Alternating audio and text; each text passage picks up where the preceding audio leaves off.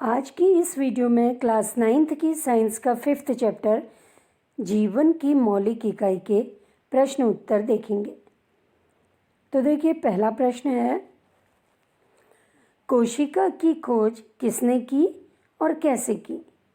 इसका आंसर है, कोशिका की खोज रॉबर्ट हुक ने की थी। उन्होंने कॉर्क की पतली स्लाइस को स्वनिर्मित सूक्ष्मदर्शी की सहायता से देखा और उसमें दिख रहे मधुमक्खी के छत्तों की तरह प्रकोष्ठों को कोशिका का नाम दिया। अब कॉर्क क्या होता है?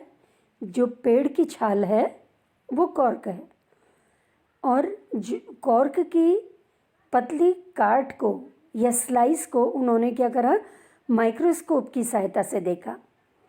तो उसमें उन्हें मधुमक्खी के जो छत्ते हैं उसके बॉक्स नुमा आकृति दिखी, उसको कोशिका नाम दिया। अगला प्रश्न, कोशिका को जीवन की संरचनात्मक और क्रियात्मक इकाई क्यों कहते हैं? इसका आंसर है, कोशिका जीवन की संरचनात्मक एवं क्रियात्मक इकाई है क्योंकि यह विभाजित होकर अपनी ही जैसी अनेक कोशिकाएं बनाती हैं, जिससे जीवों के शरीर का निर्माण होता है। समान कार्य करने वाली कोशिकाएं ऊतक बनाती हैं, समान कार्य करने वाले ऊतक अंग बनाते हैं, एक ही तरह के कार्य करने वाले अंग मिलकर अंग तंत्र बनाते हैं और अंग तंत्र से मिलकर सजीव का निर्माण होता है। इसलिए कोशिका को जीवन की संरचनात्मक इकाई कहा जाता है और कोशिका में जीवन के सभी मूलभूत आवश्यक कार्य करने की क्षमता होती है। शरीर के विभिन्न अंग जो इन्हीं जीवित कोशिकाओं से बने होते हैं विभिन्न कार्य करते हैं, अतः कोशिका को जीवन की क्रियात्मक इकाई भी कहा जाता है। आपको मालूम होगा, अमीबा क्या है? केवल एक कोशिका है।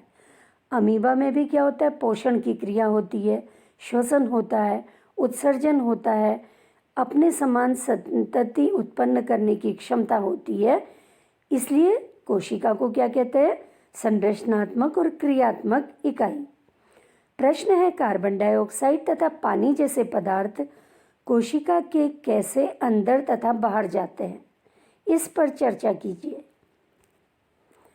आंसर देखिए क्या है, कार्बन डाइऑक्साइड तथा पानी जैसे पदार्थ कोशिका झिल्ली के आर पार विसरण प्रक्रिया द्वारा आ जा सकते हैं। जब कार्बन डाइऑक्साइड की सांद्रता कोशिका में बढ़ जाती है तो उच्च सांद्रता से निम्न सांद्रता की ओर विसरण द्वारा कार्बन डाइऑक्साइड बाहर निकल जाती है, और जब कार्बन डाइऑक्साइड की सांद्रता कोशिका में कम हो जाती है तो उच्च सांद्रता से निम्न सांद्रता की ओर विसरण द्वारा कार्बन डाइऑक्साइड अंदर आ जाती है। इसी तरह पानी निम्न सांद्रता से उच्च सांद्रता की ओर परासरण द्वारा पहुंचता है। तो परासरण क्रिया में क्या होता है? पानी निम्न सांद्रता से उच्च सांद्रता की ओर पहुंचता है। प्रश्न है, प्लाज्मा झिल्ली को वर्णनात्मक पारगम्य झिल्ली क्यों कहते हैं? प्लाज्मा झिल्ली में सूक्ष्म छिद्र होते हैं। प्लाज्मा झिल्ली क्या है? कोशिका का सबसे बाहरी भाग, जंतु कोशिका का आवरण कह सकते हैं हम इसको। लेकिन पादप कोशिका में प्लाज्मा झिल्ली के बाहर कोशिका भित्ति होती है। तो देखिए, प्लाज्मा झिल्ली में छोटे छोटे छिद्र होते हैं। प्लाज्मा झिल्ली कोशिका के घटकों को बाह्य पर्यावरण से अलग करती है। प्लाज्मा झिल्ली कुछ पदार्थों को अधिक सांद्रता से कम सांद्रता की ओर आने जाने देती है, जबकि यह अन्य पदार्थों की गति को रोकती भी है। इसलिए कोशिका झिल्ली को वर्णनात्मक पारगम्य झिल्ली कहते हैं या अर्ध पारगम्य झिल्ली भी कहते हैं। अर्ध पारगम्य झिल्ली यानी सेमी परमिएबल मेम्ब्रेन भी इसको कहते हैं। अब यहाँ पे देखिए, रिक्त स्थान भर के हमें प्रोकैरियोटिक कोशिका और यूकैरियोटिक कोशिका में अंतर बताना है। पहला है, देखिए, प्रोकैरियोटिक कोशिका का आकार प्रायः छोटा 1 से 10 प्रोकैरियोटिक कोशिका का आकार प्रायः छोटा 1 से 10 माइक्रोमीटर और यूकैरियोटिक कोशिका का आकार प्रायः 5 से 100 माइक्रोमीटर होता है। दूसरा, प्रोकैरियोटिक कोशिका का केंद्रकीय क्षेत्र अस्पष्ट होता है और उसे केंद्रकाय कहते हैं। यूकैरियोटिक कोशिका का केंद्रकीय क्षेत्र सुस्पष्ट, जो चारों ओर से केंद्र की झिल्ली से घिरा रहता है। तीसरा है, प्रोकैरियोटिक कोशिका में क्रोमोसोम एक होता है और यूकैरियोटिक कोशिका में क्रोमोसोम 1 से अधिक होते हैं। चौथा, प्रोकैरियोटिक कोशिका में झिल्ली युक्त कोशिका अंगक अनुपस्थित होते हैं, जबकि यूकैरियोटिक कोशिका में झिल्ली युक्त कोशिका अंगक उपस्थित होते हैं। तो इस तरह से ये प्रोकैरियोटिक कोशिका और यूकैरियोटिक कोशिका का अंतर है।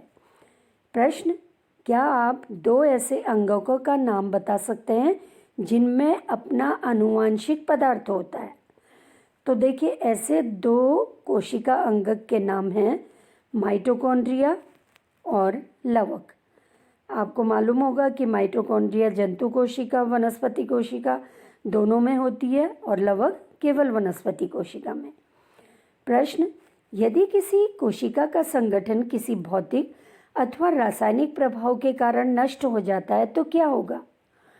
तो आंसर है इसका, यदि किसी कोशिका का संगठन किसी भौतिक अथवा रासायनिक प्रभाव के कारण नष्ट हो जाता है तो लाइसोसोम फट जाते हैं और लाइसोसोम से निकले एंजाइम अपनी ही कोशिका को पाचित या भक्षण कर लेते हैं। तो इस तरह से लाइसोसोम क्या करता है, जब कोशिका किसी कारण से कोशिका का संगठन नष्ट हो जाता है, लाइसोसोम फट जाते हैं, उसके पाचक एंजाइम बाहर निकल जाते हैं और वो कोशिका को भक्षण कर लेते हैं, या हम कह सकते हैं उसको पाचित कर लेते हैं। अब लाइसोसोम को आत्मघाती थैली क्यों कहते हैं? आंसर है इसका, जब कोई कोशिका क्षतिग्रस्त हो जाती है या नष्ट हो जाती है तब लाइसोसोम फटकर अपने एंजाइम उस कोशिका पर छोड़ देते हैं। यह एंजाइम कार्बनिक पदार्थों को तोड़ने में भी सक्षम होते हैं, इसलिए यह एंजाइम उस कोशिका को पाचित कर देते हैं या उसका भक्षण कर देते हैं। इसलिए लाइसोसोम को आत्मघाती थैली कहा जाता है। क्यों कहते हैं? क्योंकि जब कोशिका किसी कारण से नष्ट हो जाती है, क्षतिग्रस्त हो जाती है, तो लाइसोसोम फटकर उसके एंजाइम कोशिका को भक्षण कर देते हैं या उसका पाचन कर देते हैं। तो ये इसीलिए लाइसोसोम को आत्मघाती थैली कहा जाता है। प्रश्न, कोशिका के अंदर प्रोटीन का संश्लेषण कहाँ होता है? अब देखिए, कोशिका के अंदर प्रोटीन का संश्लेषण कहाँ पे होता है? राइबोसोम में। कोशिका द्रव्य में भी राइबोसोम उपस्थित होता है। साथ ही जो कोशिका द्रव्य में एंडोप्लाज्मिक रेटिकुलम है या अंतःप्रद्रव्य जालिका है, उसमें भी राइबोसोम उपस्थित होता है। प्रश्न है, पादप कोशिकाओं और जंतु कोशिकाओं की तुलना करें। देखिए, तुलना में समानता और असमानता दोनों बताई जाती है। समानता क्या है? पादप कोशिका और जंतु कोशिका में दोनों में कोशिका झिल्ली होती है, केंद्रक होता है, कोशिका द्रव्य होता है, राइबोसोम, माइटोकॉन्ड्रिया उपस्थित होते हैं। और अंतर क्या है? पादप कोशिका में लवक पाए जाते हैं जबकि जंतु कोशिका में लवक नहीं पाए जाते। दूसरा, पादप कोशिकाओं में रसधानी बड़ी और एक होती है जबकि जंतु कोशिका में रसधानियाँ बहुत और छोटी छोटी होती हैं। तीसरा अंतर, पादप कोशिका में कोशिका भित्ति पाई जाती है जबकि जंतु कोशिका में कोशिका भित्ति नहीं पाई जाती है। पादप कोशिका में भोजन स्टार्च के रूप में संचित होता है जबकि जंतु कोशिका में भोजन ग्लाइकोजन के रूप में संचित होता है। तो इस तरह से ये पादप कोशिकाएं और जंतु कोशिकाओं में अंतर है। प्रश्न है, प्रोकैरियोटिक कोशिकाएं और यूकैरियोटिक कोशिकाओं एक दूसरे से किस प्रकार से भिन्न होती हैं?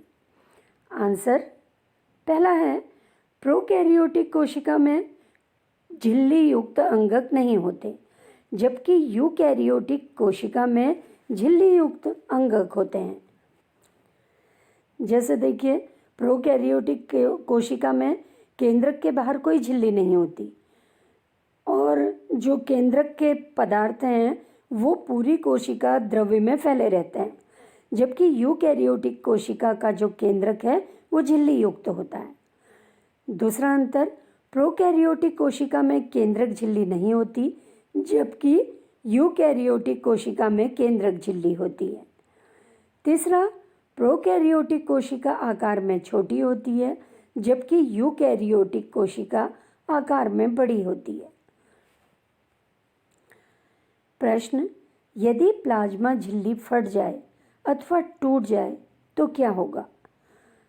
आंसर, प्लाज्मा झिल्ली कुछ पदार्थों को अंदर अथवा बाहर आने जाने देती है, क्योंकि ये अर्धपारगम्य झिल्ली है और यह पदार्थों की गति को भी रोकती है। कुछ पदार्थों की गति को रोकती है। यह विसरण प्रक्रिया में भी सहायक होती है। यदि प्लाज्मा झिल्ली फट जाए तो कोशिका क्षतिग्रस्त या मृत हो जाएगी। अब प्लाज्मा झिल्ली क्या होती है? कोशिका का सबसे बाहरी आवरण है जंतु कोशिका का, और वनस्पति कोशिका में प्लाज्मा झिल्ली के बाहर कोशिका भित्ति होती है। प्रश्न, यदि गोल्जी उपकरण ना हो तो कोशिका के जीवन में क्या होगा? आंसर है, यदि गोल्जी उपकरण ना हो तो कोशिका में बने पदार्थों का संचयन और रूपांतरण संभव नहीं हो पाएगा। गोल्जी उपकरण कहाँ पाया जाता है? ये भी कोशिका में उपस्थित होता है। इसकी खोज सबसे पहले गोल्जी ने की थी। वैज्ञानिक गोल्जी ने, उन्हीं के नाम पर इसको गोल्जी एपरेटस या उपकरण कहा जाता है या गोल्जी काय कहा जाता है। प्रश्न, कोशिका का कौन सा अंग बिजलीघर है और क्यों? उत्तर है इसका, माइटोकॉन्ड्रिया कोशिका का बिजलीघर है, क्योंकि जीवन के लिए आवश्यक विभिन्न क्रियाओं को करने के लिए ऊर्जा की आवश्यकता होती है। श्वसन क्रिया में काम में आने वाले एंजाइम माइटोकॉन्ड्रिया में पाए जाते हैं, जो एटीपी के रूप में ऊर्जा प्रदान करते हैं। एटीपी क्या होता है? Adenosine triphosphate. तो ऊर्जा एटीपी के रूप में संचित हो जाती है। जब शरीर को ऊर्जा की ज़रूरत होती है, ये एटीपी से एक फॉस्फेट अणु निकल जाता है और क्या बन जाता है? एडीपी। तो उस समय एडिनोसिन डाइफॉस्फेट बन जाता है। प्रश्न है, कोशिका झिल्ली को बनाने वाले लिपिड तथा प्रोटीन का संश्लेषण कहाँ होता है? अब देखिए, कोशिका झिल्ली को बनाने वाले जो प्रोटीन है, ये राइबोसोम में इसका निर्माण होता है। और राइबोसोम कहाँ पे उपस्थित होता है? RER या खुरदरी अंतःप्रद्रवी जालिका में, रफ एंडोप्लाज्मिक रेटिकुलम भी इसको कहते हैं, तथा चिकनी अंतःप्रद्रवी जालिका या SER लिपिड का संश्लेषण करती है। SER का मतलब है स्मूथ एंडोप्लाज्मिक रेटिकुलम। RER का फुल फॉर्म क्या हो गया? Rough endoplasmic reticulum. SER का स्मूथ एंडोप्लाज्मिक रेटिकुलम। अमीबा अपना भोजन कैसे प्राप्त करता है? देखिए आंसर, अमीबा अपना भोजन ग्रहण करने के लिए रसधानियों या खाद्यधानी का उपयोग करता है। अमीबा एंडोसाइटोसिस द्वारा भोजन ग्रहण करता है। प्लाज्मा झिल्ली अंदर की ओर मुड़कर कप के आकार का गड्ढा बना लेती है, जिसमें भोजन प्रविष्ट हो जाता है। इसके बाद यह खाद्यधानी का रूप ले लेती है। तो इस तरह से अमीबा जो भोजन ग्रहण कर रहा है, ये एंडोसाइटोसिस द्वारा भोजन ग्रहण करता है। आपको मालूम होगा अमीबा कैसा होता है? अनियमित आकार का होता है। ये अपना आकार बदलते रहता है और इस तरह से ये इसकी जो बाहर की प्लाज्मा झिल्ली है ये कप शेप स्ट्रक्चर बनाकर भोजन को ग्रहण करती है। परासरण क्या है? देखिए, परासरण एक विशिष्ट विधि है जिसके द्वारा जल के अणु वर्णनात्मक पारगम्य झिल्ली द्वारा निम्न सांद्रता से उच्च सांद्रता की ओर जाते हैं। परासरण के द्वारा ही जड़ों के द्वारा पानी अवशोषित होता है और पानी कहाँ तक पहुँचता है? जड़ से होता हुआ पत्तियों तक पहुँचता है। तो परासरण में क्या होता है? जो अर्ध पारगम्य झिल्ली या वर्णनात्मक पारगम्य झिल्ली है उससे जल क्या होता है? निम्न सांद्रता से उच्च सांद्रता की ओर पहुँचता है। देखिए, ये बड़ा प्रश्न है, इसे ध्यान से देखिए क्या है। निम्नलिखित परासरण प्रयोग करें, उसके बाद इसके आंसर देने हैं। छीले हुए आधे आधे आलू के 4 टुकड़े लेंगे। इन चारों को खोखला करेंगे जिससे कि आलू के कप बन जाएं। इनमें से 1 कप को उबले आलू में बनाना है। तो 3 कप तो किसके बन गए? कच्चे आलू से। और 1 कप कैसा बन गया? उबले आलू का। आलू के प्रत्येक कप को जल वाले बर्तन में रखेंगे। यानी आलू के बाहर से क्या हो गया? जो कप है पानी है। अब पहला है, देखिए, कप ए को खाली रखेंगे, ये कच्चे आलू से बना है। कप बी में 1 चम्मच चीनी डालेंगे। कप सी में 1 चम्मच नमक डालेंगे। कप किसका है? ये आलू से बने हैं, कच्चे आलू से। डी वाला देखिए, उबले आलू से बनाए गए कप डी में 1 चम्मच चीनी डालेंगे। आलू के इन चारों कपों को 2 घंटे तक रखने के पश्चात उनका अवलोकन करेंगे और इन प्रश्नों के उत्तर देने हैं। बी और सी के खाली भाग में जल क्यों एकत्र हो गया, इसका वर्णन करो। बी और सी में क्या है? बी वाले कप में चीनी डाली है 1 चम्मच और सी वाले कप में नमक डाला है। दूसरा क्वेश्चन है, ए आलू इस प्रयोग के लिए क्यों महत्वपूर्ण है? तो आलू को क्यों इस्तेमाल किया जाता है इस प्रयोग के लिए? अगला लास्ट इसमें बताना था, पहले और डी वाले आलू में जल एकत्र क्यों नहीं हुआ? तो आंसर देखिए इसका। देखिए, कप बी और सी के खाली भाग में जल इसलिए एकत्र हुआ क्योंकि आलू के कप के अंदर की सांद्रता अधिक है, क्योंकि एक कप में चीनी है और दूसरे कप में नमक है। इसलिए परासरण द्वारा जल कम सांद्रता से कप बी और सी के अंदर चला जाता है क्योंकि उसके अंदर सांद्रता अधिक है। दूसरा, ए आलू इस प्रयोग के लिए इसलिए महत्वपूर्ण है क्योंकि इनमें कोई परिवर्तन नहीं होता। अगला, ए तथा डी आलू के खाली भाग में जल एकत्र नहीं हुआ क्योंकि बाह्य जल की सांद्रता तथा कोशिका के अंदर के जल की सांद्रता समान है। और डी क्या है? उबला हुआ आलू है। अब जब डी उबला हुआ आलू है तो इसमें जो पारगम्य झिल्ली है यह इसकी कोशिका झिल्ली अर्ध पारगम्य झिल्ली की तरह कार्य नहीं करेगी क्योंकि आलू उबालने से उसकी कोशिका क्या हो गई? मृत हो गई है। अतः कोशिका झिल्ली से कोई गति नहीं होगी। इसलिए जो पहला कप है आलू का, 1 कप हम इसको कह सकते हैं, और लास्ट वाला डी कप, इसमें जल एकत्र नहीं हुआ इसके अंदर क्योंकि ए में क्या है? बाह्य जल की सांद्रता और कोशिका के अंदर के जल की सांद्रता समान है, जबकि डी वाला जो कप है ये उबले आलू का बना हुआ है। अगला है प्रश्न, कायिक वृद्धि तथा मरम्मत हेतु किस प्रकार के कोशिका विभाजन की आवश्यकता होती है, इसका औचित्य बताएं। देखिए आंसर, कायिक वृद्धि तथा मरम्मत के लिए समसूत्री विभाजन की आवश्यकता होती है, या इसको माइटोसिस कहा जाता है। समसूत्री विभाजन के फलस्वरूप प्रत्येक कोशिका विभाजित होकर 2 समरूप संतति कोशिकाएं बनाती हैं जिससे कायिक कोशिकाओं का निर्माण होता है और वृद्धि और मरम्मत के लिए अतिरिक्त कोशिकाएं मिलती है। इसे समसूत्री विभाजन इसलिए किया जाता है क्योंकि संतति कोशिकाओं में जितने क्रोमोसोम या गुणसूत्र होते हैं उतने ही गुणसूत्र संतति कोशिका में भी होते हैं।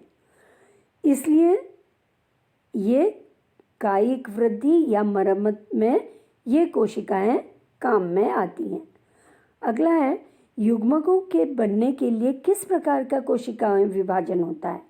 इस विभाजन का महत्व बताइए। देखिए, युग्मकों के बनने के लिए अर्धसूत्री विभाजन होता है।